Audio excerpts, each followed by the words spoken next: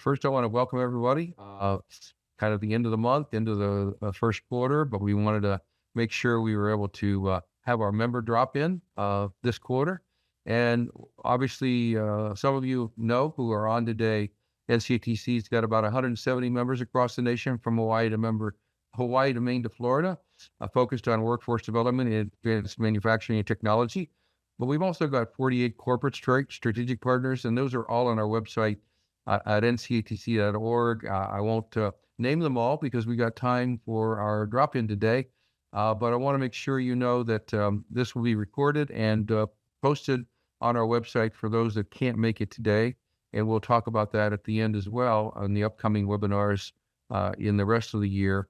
But before that happens, and before we get started with our panelists today, I want to introduce the president of our 2024 Board of Directors, Scott Lucas. He is the Vice President of Aviation, Manufacturing, and Institutional Effectiveness at WSU Tech in Wichita, Kansas.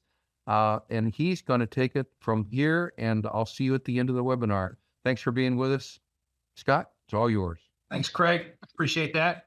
So again, welcome everyone, members, guests, and all the above esteemed colleagues. As Craig said, Scott Lucas here in Wichita. Glad to have another Kansan, Matt, for joining us. Appreciate that. Thank you guys. Amy, good to see you as always. I'll keep it brief and just kind of jump straight into it. It's my pleasure to introduce Linda Head. Linda serves on the not the WSU Tech Board. How about the NCATC Board? She also is the Senior Associate Vice Chancellor for External and Employee Relations at Lone Star College. So I will turn it over to Linda. And I look beautiful today. I have my favorite blue suit on, but you can't see me because they were messing with, of course, my desktop yesterday. And hopefully we'll get it finished before the end so you can see my beautiful blue suit.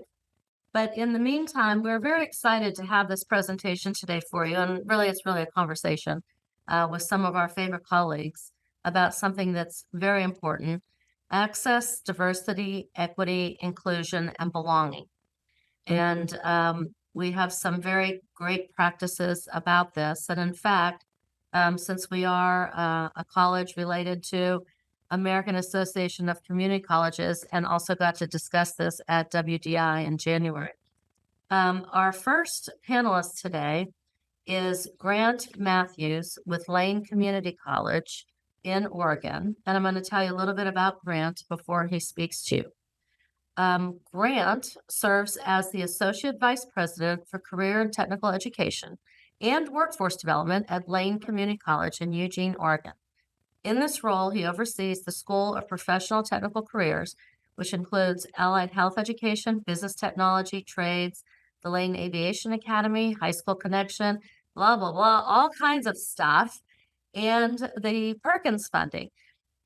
He's also been the Dean for Health Professions, Physical Education, Career Pathways, Adult Basic Education, which don't you know, isn't that cool that that's part of workforce development, and academic learning skills at LCC.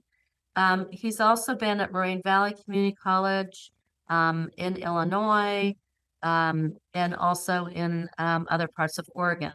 His educational background is an MPA at Portland State, a BA at Oregon State, and Associate of Arts. So he's a community college graduate, and he has postgraduate doctoral coursework in community college leadership at OSU, that beautiful OSU up on the hill. So with that, Grant, the floor is yours. All right, thanks. Do you know if I'm able to share screen? Yes, you should be able to. All right, let me go ahead and get this started. You should be able to go to that green down at the bottom. Yep, okay.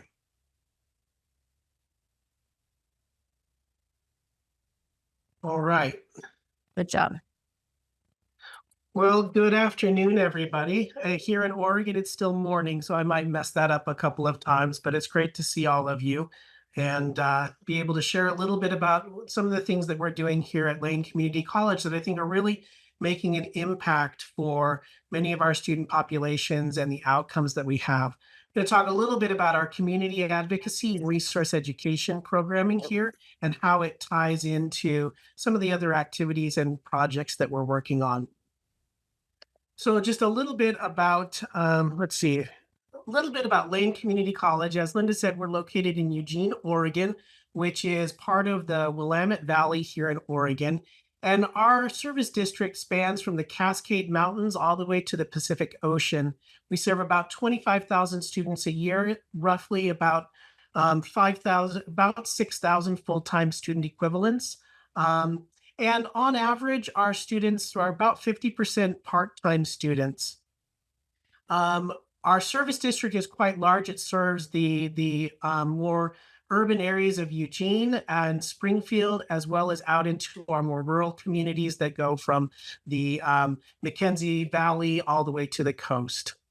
Our major industries here are healthcare, forest products, food and beverage production, education, hospitality, and manufacturing. Some of you may have heard of another school that's here in the area that has a pretty large footprint. I think it's called University of Oregon or something like that. I think it's the Ducks or something, but we don't really know much about them. So we have a pretty considerable impact on the economy with that. However, like many community colleges, we do face several challenges here in the area. Despite all of the richness of the Willamette Valley, our students here face basic need insecurities. More than 60% of our students face some sort of basic need insecurity. About 34% of our students that are in those categories are students of color, and about 46% of them are over the age of 35. Now, when we look at our population that we're serving here, 75% of them have an income below $30,000 a year. And in just this winter, more than 41% of them were claiming housing insecurity as a major barrier to their educations and continuing on. So we have a lot of richness in the area, but it's not shared equally for all. And these challenges around insecurity and basic needs do limit the ability of our students to make progress and be successful in their education. And unfortunately, it disproportionately impacts our populations of need, our marginalized communities here in the area. So because of this, we've tried to find different ways to address the intersectionality of the student needs and to help them. And one of the programs that's housed in our academic departments is our CARE program, or the Community Advocacy and Resource Education program. This is a service that's open to all students. And as students come in and express needs, they're connected with a basic needs navigator. And that basic needs navigator helps them to find partners in the community or partners across campus who can help meet basic needs that the students may be facing, whether that's housing, food insecurity, financial aid, any of the issues that they're facing that are potential barriers to their education. These basic needs navigators are tasked with helping them find that. But one of the great tie-ins is that as we're helping each of these students with the basic needs that they have, these navigators are also connecting them up with other services on campus, like our career pathways programs, where they're connected with a career coach.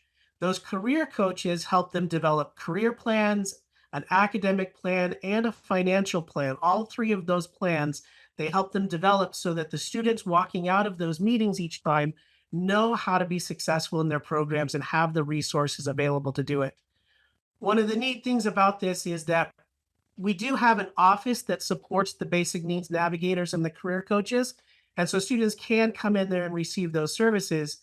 But we also branch out across the campus and recruit individuals in advising and other student service areas who then become advocates for the basic needs and career coaches and can refer students and give them information and get them signed up for services so that they are able to do that. One of the nice things about this is through all of this, we're doing a lot of braided funding. So we're able to braid funding and get additional resources.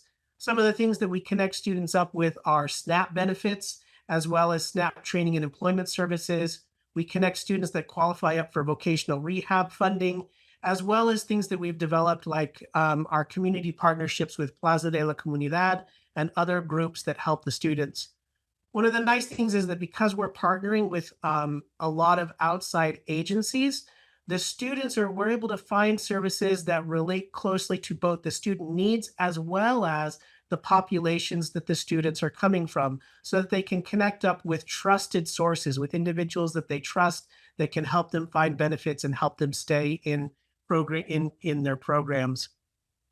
Through all of this, we try and help students with then other support programming like career pathways, which are certificates and degrees that are stackable so that students can find success as they stack along the way and enter and exit the education program as needed.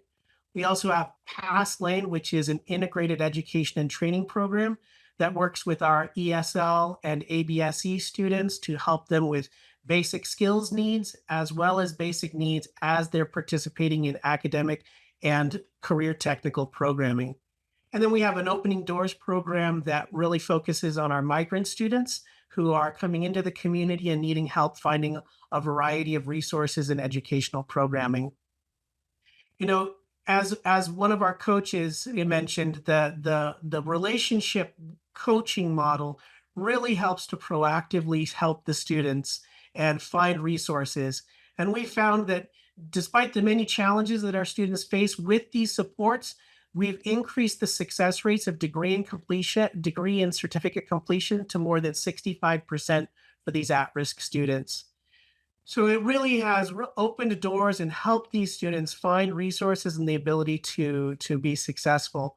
And one of the things that I really love about these programs is they are really focusing on helping students set up those academic plans, which include most of our career technical programming. So they're directing and helping students find high quality jobs and career pathways in our community, which is going to help as we finish our new Industry and Trades Education Center that's going to be coming online in November, that will house many of our trades as well as our machining and advanced technology programming, as well as an unmanned aircraft system program. So many of these really great new careers and solid careers in our communities, these programs are helping direct students to and help them be successful by supporting them academically as they move forward. So that's a little bit about the CARE program and how it works with our other programs to help our students be successful. Again, this is using many funding sources like SNAP 50/50 and other federal resources that we can then leverage to help students each time. And I'd love to share more with anyone who's interested in how we're implementing this and the successes that we're seeing with it, particularly how it's helping many of our students of need and our marginalized communities here in the area. So thank you, and I look forward to hearing from anyone. Linda, I think you're still on mute. That's pretty amazing. Could I ask you one follow-up question Absolutely. on to the next speaker? Was it difficult to get students to participate at first and admit that they needed those types of personal needs? You know, no, it actually has not been difficult.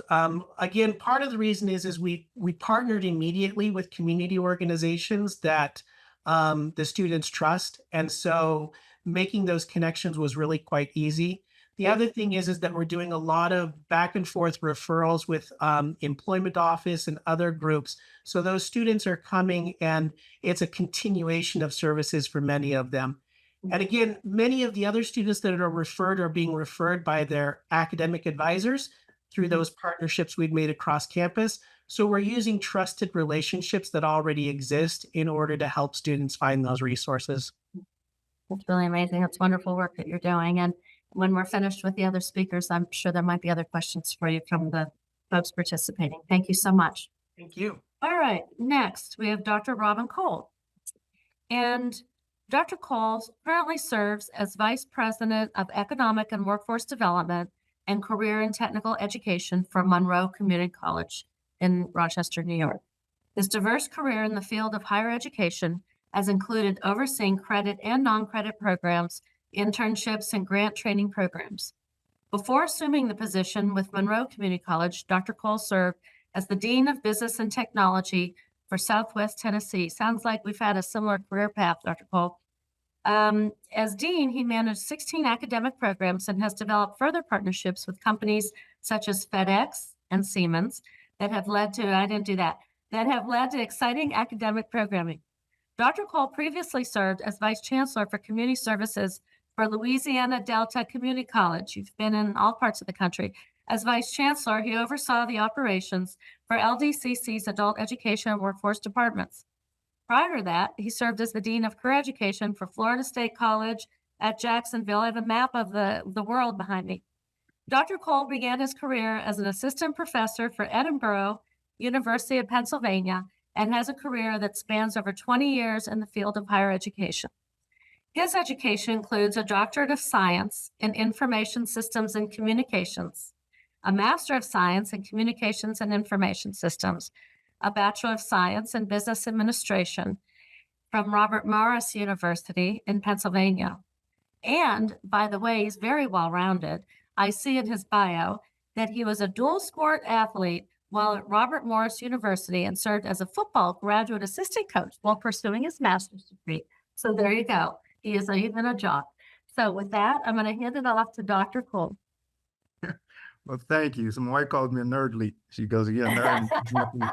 So, Good on, man. so I was, yeah, not everybody's able to do that. But, when you hear it all read out, it sounds like a lot. But I'm going to go on and jump into, let me see, share my screen. Yeah. Share.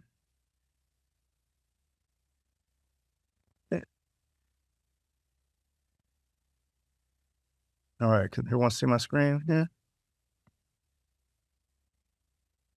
All right, are we good? All right. So I'm talking a little bit about today. I know we have 8 minutes, so we don't have a lot to a time to share everything. So I'm just gonna hit a little bit about how we've used economic workforce development and community partnerships to help achieve access, diversity, equity, inclusion, and belonging. And how we're taking that approach and really taking a kind of a grassroots approach or relational approach, and then some of the resource programs that have been provided for the county that has enabled us to do this. So just a little bit about Monroe Community College, because I think we all need to tell a little bit about our institution. So we are the SUNY flagship community college within New York. We have approximately 23,000 serving students. About 8,500 of that is FTE credit students, but with all the students that we serve, we're at about 23,000 students on duplicated headcount. So our average age of our students is 21 years old. 48% of those individuals are minority students. Will actually be a majority serving institution here probably within the next year. And within the next 2 years, we are projected to be NHSI, Hispanic serving institution.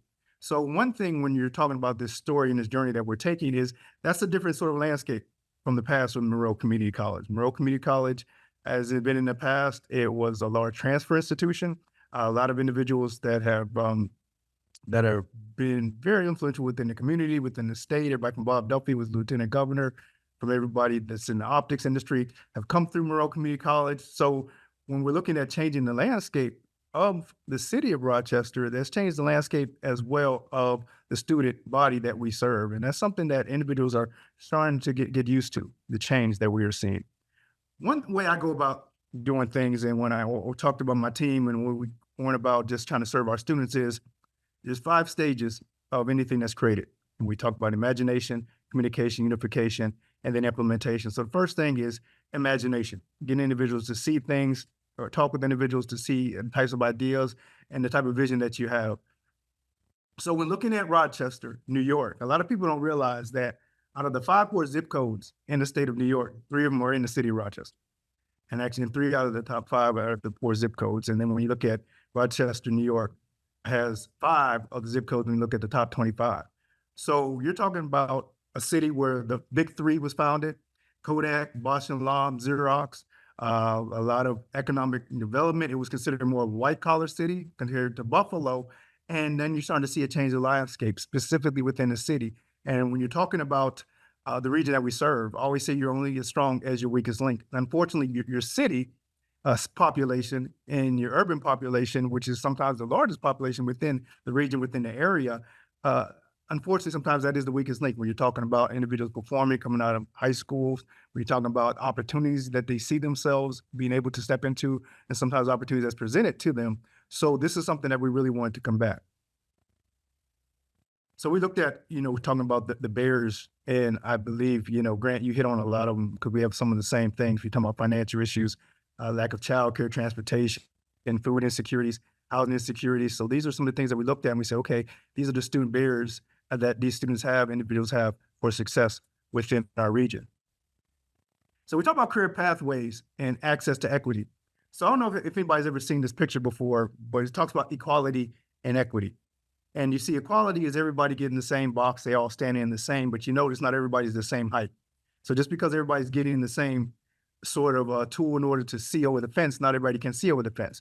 But you notice equity is individuals getting what they need in order to be successful, and you see here to see over the fence. So when we start to look at those boxes, as you see them stack up, a lot of time, to me, I saw those boxes as when we talk about stackable credentials. We're saying, those boxes that individual stands on in order to be successful and to see over that fence is the same thing that these individuals need when we talk about stackable credentials, the stacks that they need in order to enter the workplace, the stack and the support they need in order just to get into a job, to make some money, in order to support the family, in order to move on, and just the stack and the equity builder that they need in order to really improve their life. And as they take one step and they keep going up and up and up, they'll continue to grow. One program that has helped us with providing these opportunities, specifically in our downtown campus and really concentrating on the urban population within the city of Rochester, is Empower. So when you talk about Empower is a program, is public partnership. It's a strong relationship with Monroe County, and Empower is a workforce development program. So they give us money and funds in order to not only pay for individuals tuition for non-credit programming, but also it pays for the wraparound services. Individuals from like childcare, transportation, bus passes, all the different things that we realize individuals truly need in order to be successful. We look at Empower, we've had so far 2,063 participants. They provided about a little over $2 million in funding toward a total program cost that are about $3 million, almost close to $4 million.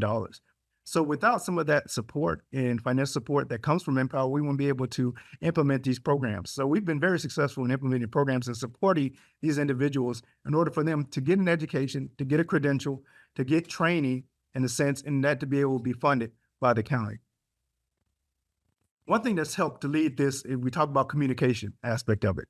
So one thing that spurred the Ford Center, which is a 50,000 square foot workforce development center that we have in our downtown campus that looks at Industry 4.0 training and skills training, skilled trades training, is the workforce symposium that we had. Had 84 partners, industry, community, educational, governmental partners coming together once again in order to say, okay, what is it that we need? How can we best serve the region? So one thing when looking at this is you notice some of our partners, and NCATC was one of the partners that helped us when we look in developing and planning it as well, is in order for we realize to make things happen, we have to bring all the players together. We have, for example, within our Ford Center, an advisory committee that's made up of not just industry partners, but community partners as well.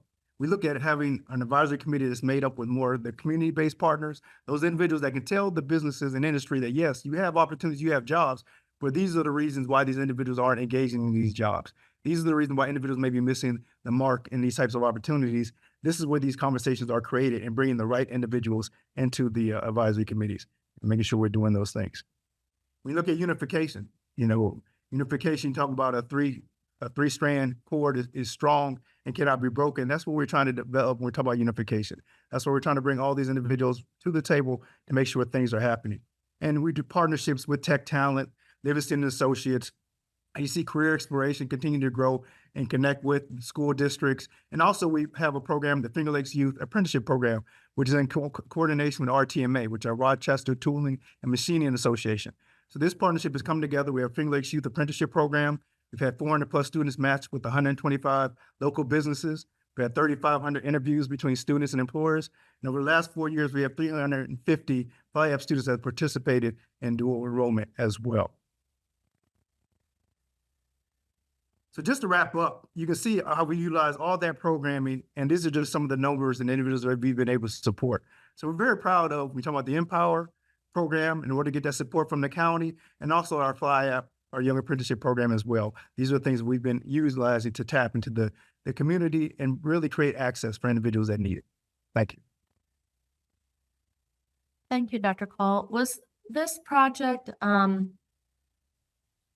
assume your workforce board is part of this collaboration, that part of the AD partners?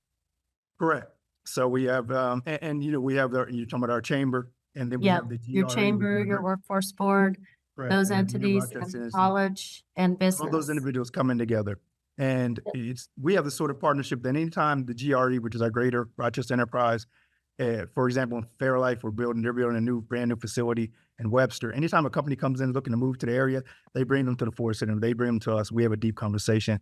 And I want to say we're helping in what you're talking about, sealing the deal in a sense with some of those companies and organizations. And does business put any money up? Does business help with money for? I will say, Training for lab. example, our optical technology systems program, which is the only, AES degree program in optical technology in the country. We've had Corning that gives $400,000 a year. Jim Sider or Sider wow. Optics gives $250,000. And these are individuals, like I said, that came through the program. At one time, the program was going to be closed. They had 4 students. They're like, hey, this was a great program. It helped us move with Kodak and different things like that. And they put up the money to help support the program. That's my only program, and the only program I've ever had in my career that's totally run off of grants. It's amazing. The faculty, the staff, the counselors, everybody within that program is grant supported or private fund supported. Well, for those of you watching, another great model to check up on and listen to in a town, Rochester, New York, about 5 hours from where I grew up, and I'm in Houston, Texas, because the Erie, Pennsylvania, and all those towns were dependent on a few big companies that left or downsized dramatically. So it's cool to see these projects that really helped and brought in a diverse workforce in a different way. Sometimes because they had to, sometimes because they wanted to, but they did. So that's awesome. It brought in the community college. So the next one is Kelsey Woods Nord. And she also is on our board, and all 3 of them are on the board. And Kelsey's also our vice chair of our marketing committee. By popular demand. She fought for that position and got it. So, and please note that it's Kelsey with a C, not Kelsey with an S. So I'm going to read her bio. Kelsey Woods Nord is the Vice President of Strategic Partnerships at South Central College. And I can never say the name right because it seems like there's a vowel missing. Mankato, Minnesota. Is that correct? Mankato. Oh, see, it's wrong. Mankato. In this role, she serves as a point of contact for all local, state, national, and international partnerships. This includes post-secondary and secondary partners, community-based and workforce organizations, employers, and industry associations. In addition, she oversees the college's work-based learning and employment services programs. So from soup to nuts, from beginning to end for the student, and also all the employer and organization partnerships. She has customized workforce education, Southern Agriculture Center of Excellence, and serves as a liaison to the South Central College Foundation. She's been with SCC since 2008 when she began as the grant and technical writer. During her 6-year tenure in this position, she helped the college bring in over $25 million in grant funding. In 2014, she moved into a project coordinator position and managed SCC's portion of a $15 million DOL TAC grant. So you can get information from her on that. I'm sure she can tell you the good and the bad. And when the grant ended in 2018, she took on the role of apprenticeship and internship coordinator. So she's experienced all the ins and outs also, as have our other 2 in workforce education, economic development, corporate training, continuing ed, credit, non-credit, all of the above. Kelsey holds a BS in marketing from St. Cloud State University and an MA in technical communication from Minnesota State University. Say it again. Mankato. Mankato. Yeah. Welcome. You're actually close to the original name. So it was Mikado. It's from the Dakota language. means greenish blue earth. So you're closer to what it originally was. So you're on point, Linda. Okay, great. Thank you. So please tell us your model. We appreciate you being Yeah, so I will get my screen up and running. Give me 1 second.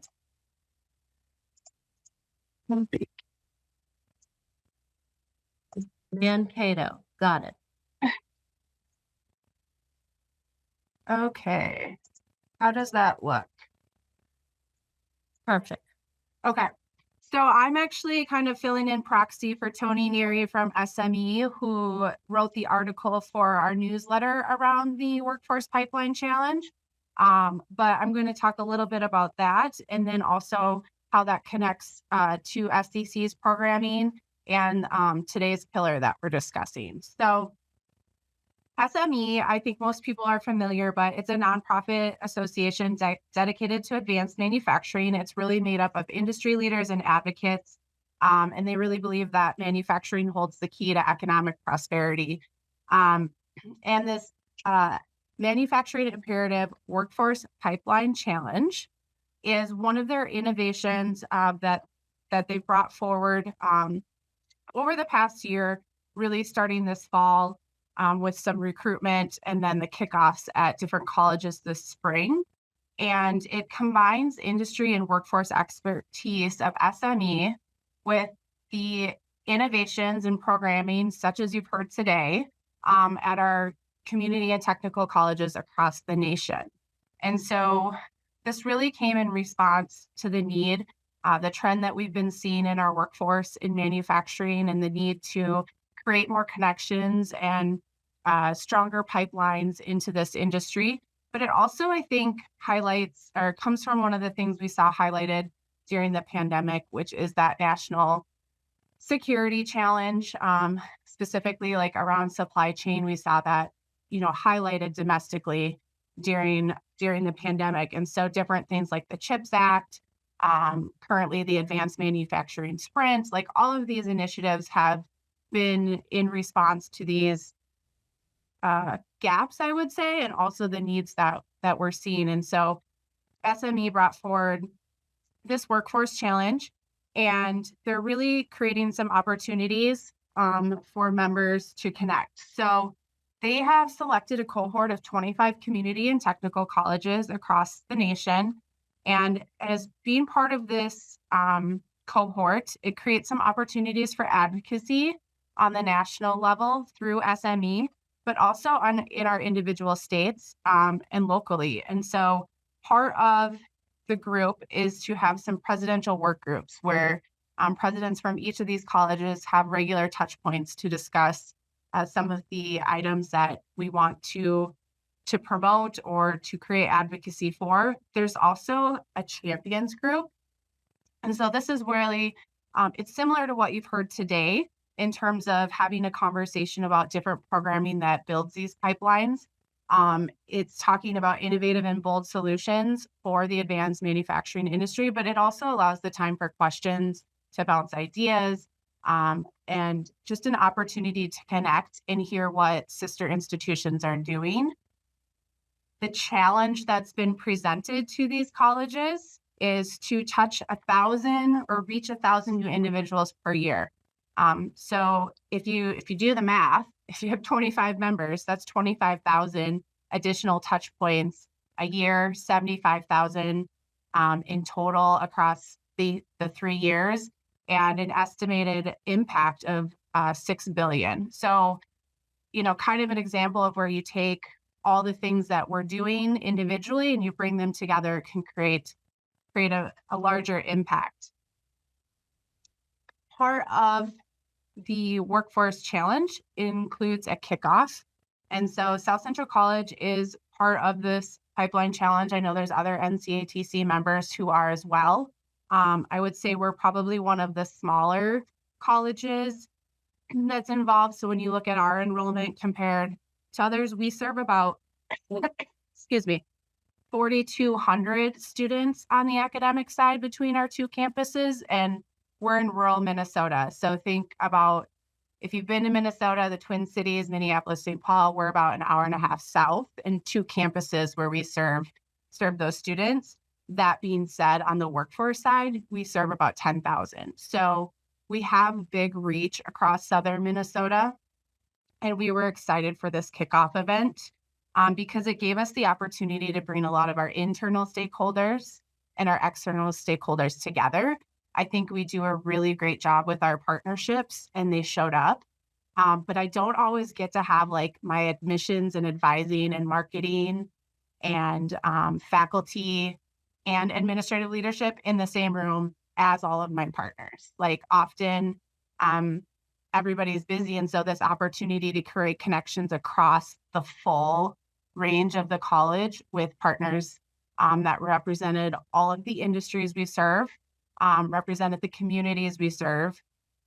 We have a 12 county service region and also represented the different partnerships. So everything from industry to workforce partners, which we've talked about. Our state economic development agency was there, our Perkins partner, our chamber leaders in both communities. So really a breadth of knowledge in the room and an opportunity to have this conversation.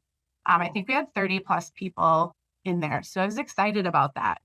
And it's a lot of stuff, we maybe have talked about before, but it gave an opportunity to document it and to talk about where we're going from here. The kickoffs really involve, they call it a sticky storm session, but I'm sure people have done something similar with Post-it notes where you talk about like what's an opportunity, what's a challenge, and it just facilitates that conversation. So this is happening at all 25 colleges that are in the event or in the pipeline challenge.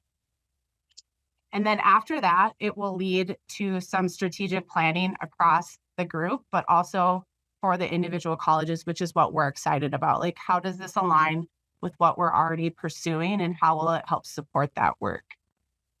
So in terms of today's conversation and how this aligns with Pillar 4, the target populations that they're looking at are really everything you've heard from Dr. Cole and Grant. Like we're looking at K through 12, you're looking at justice involved, you're looking at adult learners, you're looking at students with disabilities. Like it's the whole gamut of the people that we know we need to serve and that workforce is starting to understand they need to include because of the way our population looks. So one of the programs that I just wanted to highlight at South Central College that we were excited to share is our Uniquely Abled Academy. And so this is not an SCC only program. There is a national program, the Uniquely Abled Project, and they are more than happy to bring on institutions to be part of this.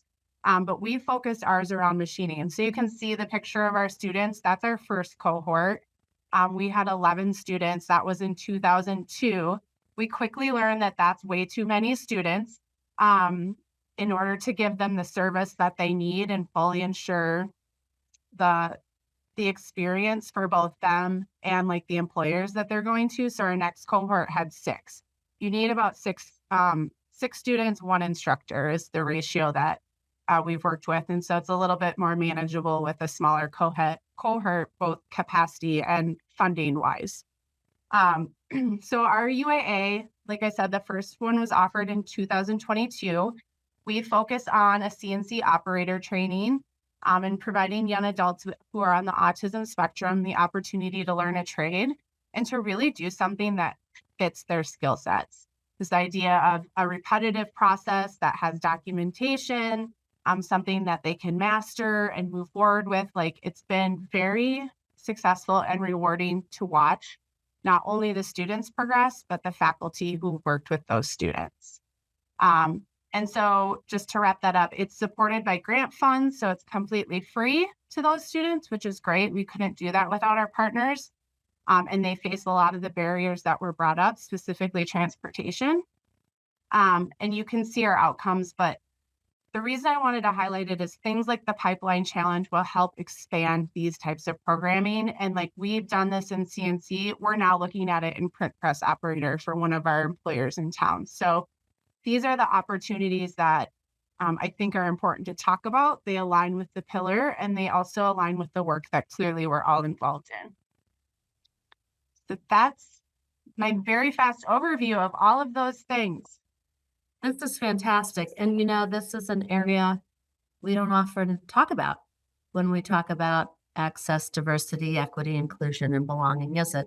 And love this model.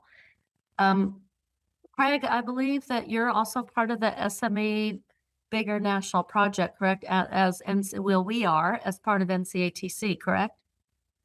Yeah, real quick, that little highlight is that SMEs are 20 years strategic partner with us, and over the last 5 years, we were working with them on. They always are focused on engineering because that's what they're named, Society of Manufacturing Engineers. But we said, hey, look, there's a lot of need for technicians in the community college network.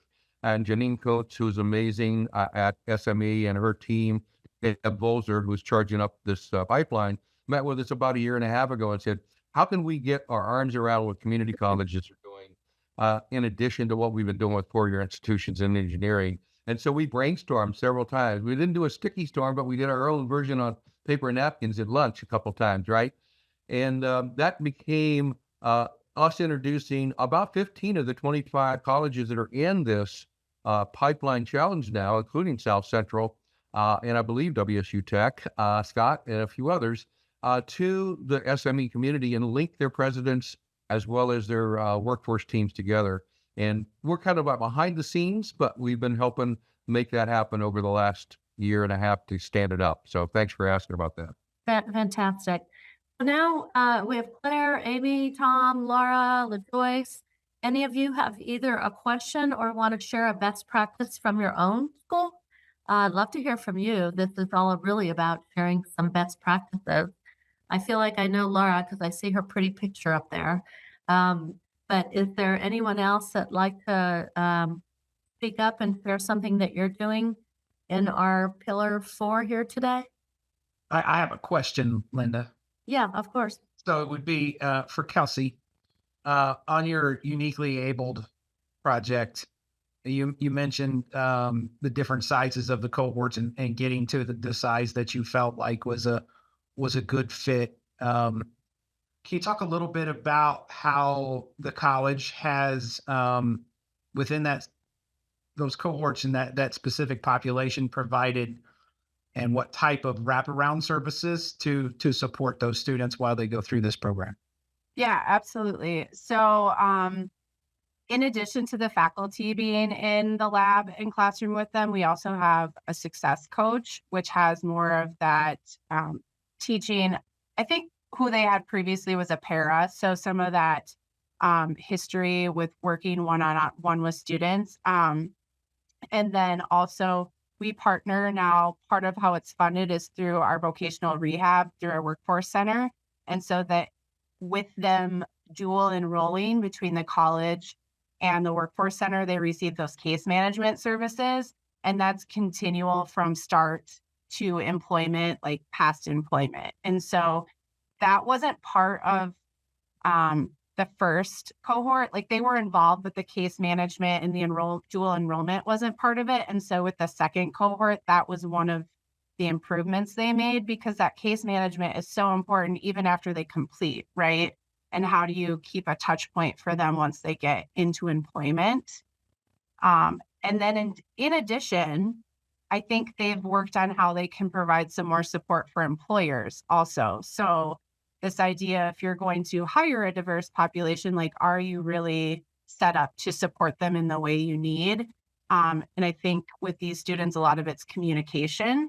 And so ensuring that, like, hey, HR is on board, but is your machining manager on board? And are they aware of like the way to respond and handle situations? So those are some examples of how it's changed or improved through the cohorts and some of the services that are available to them. Did I hit it all? It was a lot. Thank you. It's a lot. Yeah, I don't have to coordinate it every day. So I give kudos to those that do, because there's a lot of moving pieces. I was really excited to see that particular program. I've got a special needs son. I'm like, oh, this is really cool. Why I'm not surprised by 1 to 6, but I know that would be a bit of a problem convincing people to pay for that class for a full teacher when they don't like us doing 1 to 12. I'd rather see 1 to 20. But people recognize that, lab spaces like machining, you need different levels of supervision. So it's one I toyed around looking at for St. Louis Community College. We just haven't pursued that particular direction. Yeah, I think that's part of why we do it in the summer, because we have that lab space more available. But if you do pursue it, feel free to reach out. We're helping another Minnesota State college implement it. And so I would be happy to connect you with the coordinator. You're doing it during the summer. How does that work into this public school system? They're actually, most of them are graduated. Okay. So it's kind of a post high school graduation Yep. program. Okay. Correct. Think about that. Anyone else have a question or best practice you'd like to share? You got some hands up, Linda. So Yeah, Oh, I I'm do. I jump can't in, see them. You want to call on someone? Robin, I think Yeah, I'm gonna jump in. Who has Because their I'm hands gonna- up? Because we're Scott? talking about this subject, because when I saw that, Kelsey, I was very, very impressed. And I would definitely would like to connect with your coordinator. But how are you recruiting these individuals? Because this is an area we're trying to get into. So we have 2 members of our ELT, including our president, who has a uniquely abled a child. And this is an area that she would like us to, get into. And we see some, opportunities, especially when we talk about like machining, automation, different things of that nature. So how do you, I know you say you work with the school district, so they help you with the recruiting of it. Are there other, or do you ever get have you gotten students that are not in the school district? And how have you gotten those? Yeah, so a lot of our recruitment, we've partnered with the case managers. So if they're seeing people come in, they refer them. We are building more with the school district currently through Perkins. So this year, Kristen, who's our director of workforce training, she's working to take those students in the high school who are special education classes to industry partners for tours and trying to create a pipeline that way. But with the number of students, I don't think they've had an issue filling the cohort, just with some general recruitment. But there is a set interview and kind of a screening process to ensure that they are at the level where they're ready to commit to a 12-week program. So I would say that's probably the bigger challenge, is gauging who is ready to do this than the actual recruitment. And Kristen has really led that up in partnership with some of those case managers. And I now see hands up. I changed my view. Kelsey, on that, doesn't the playbook, the uniquely able project playbook, have some? Okay, board members. Claire, you're next. Yes. Thanks, Linda. Claire, go ahead. I can just add to the conversation, and then I have a question for Dr. Cole. We partner, just to follow up, we partner with a company called Skills Inc. That specializes in the inclusion model, where they focus their business model. They're in supply chain to the Boeing Corporation, but they focus on abled bodies and putting them in a mass manufacturing environment. So if there's an opportunity to connect one of your industry partners to them, I'd be happy to introduce them and how they do what they do on a social level for the community. And they're a good partner of ours. But a question to Dr. Cole: if you were around for the conglomerate of individuals and partners that you talked about there, how did that get stood up? If you know that, because I'm on this side of wanting to stand something like that up. And then as a follow-up, how do you keep those partners working together? What mechanism do you use to keep people in conversation, wanting to do that work together? Okay. So that stand-up one, I wasn't on board when they stood up that one. But I have been, we continue working with them. But we did do, on our healthcare programs, we did another symposium and summit that was similar. So with standing that up, first we decide, okay, who are the partners, who are the individuals that we work with, we reach out to them. And most individuals, you reach out to them, you tell them what you're trying to do, and you have the connection and want to build that relationship, everybody's usually on board with it. And I think what happens is over time, when you see people, you say, how do you continue to keep them engaged? You have to make sure you continuously build a conversation towards how we continue to build, how we continue to grow, keep them updated on what's going on. Because I think that's when you start to lose individuals, because, okay, we don't hear what's going on anymore. You're not keeping us updated on what's happening. So it's that constant. My team laughs at me, but I give a lot of analogies, either sports or relationships. I said, it's like you're dating somebody. I said, if you've only talked to them twice a year, you come back and you date somebody else, you'd be like, oh, I didn't know we were still together. So, I mean, that's what happens. You got to continue to have that relationship and that engagement and bring them in. And then when you have the next level of, I think you have to tear it off and say, okay, once we've gotten to a certain level, what are we trying to do next? And then bring that group together once again and say, okay, now this is the next level, and we want you to help us create this next initiative, engagement, whatever it is with it. So I think that's the biggest thing. I think the first thing is just a lot of times we're afraid to ask, but if we talk to individuals, most people are very excited, especially around a community, about, okay, anything that's going to uplift the community, help them in the sense of feel individuals in the workforce they're excited about, and then they just want to continue to stay engaged, continue to know they're part of the strategy, part of the system, and it was just not a one-off just meeting, and then that was it. Call that group anything special? Do they have a What's that? title? Do you call that Oh, group anything special? Yeah, do No, they we have call it a a group, formal title? Okay. anything Just special, but you know, business group. you always have a takeaway though. Like for An example, you used to have educational a- acronym or title. Is that what you're looking for, Claire? Yeah. Like, I'd hate to use the word advisor group or something like that. Yeah, But you right. call them anything. Yeah. Yeah. the No, power I- team No. or, yeah. Okay, just curious. Yeah. Yeah. Yeah, I mean, and that could be something. If you know, every region is different. As like Linda said, you know, when you saw my background, I've been around a lot of different places. So every region, sometimes something could fit your region, a different name that fits, and everybody can get on board with. So you know your Empower. region, you know your area, you know better than I do. So you know you could develop I something. thought it was Empower, or that's the No, project. no. Empower is the county, the money, Oh, the program, okay. they'll pay for it. That's called Empower. So yeah, but not the group that came together. What I did though is I selected certain individuals and we created that Forward Center advisory group. And then, but I wanted to make sure we brought community-based organizations in it. So they're All right, truly. time for one more question before Craig wraps us up. Anyone else? Matthew, Amy, Laura, Trey, and Joyce? No? You're gonna send your questions privately? Matthew? Yeah, how are you doing? I just have a question. Like, I'm the Perkins coordinator for Independence Community College, so I know special populations has been a big, like, things are changing over the next year. So I'm just like, I'm curious on some of these programs. Like, how do you tie it into like your Perkins programs, or is it kind of separate from those programs?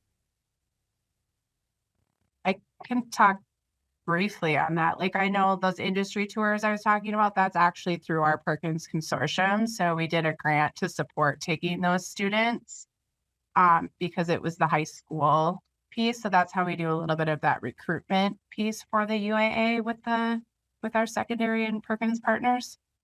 Okay. And I can actually speak to that as well. I'm one of Kelsey's colleagues. I'm Laura Attenberger. I'm the Vice President of Academic Affairs at South Central College. And I am also a Perkins coordinator, Matt. So we live in the same world there. And so we are able, yes, to support the exploration piece of that, but we are not able to support the actual programming because it's a non-credit program. So we're not able to support any of the programming aspects of it because of that. Okay. Excellent. Thank you. We pay for buses at Lone Star College. So we always have bus tours and it pays the $1,500 or whatever it is to get people on our campuses, which is helpful. All right, Mr. McAtee, I think it's up to you to wrap us up and take us home.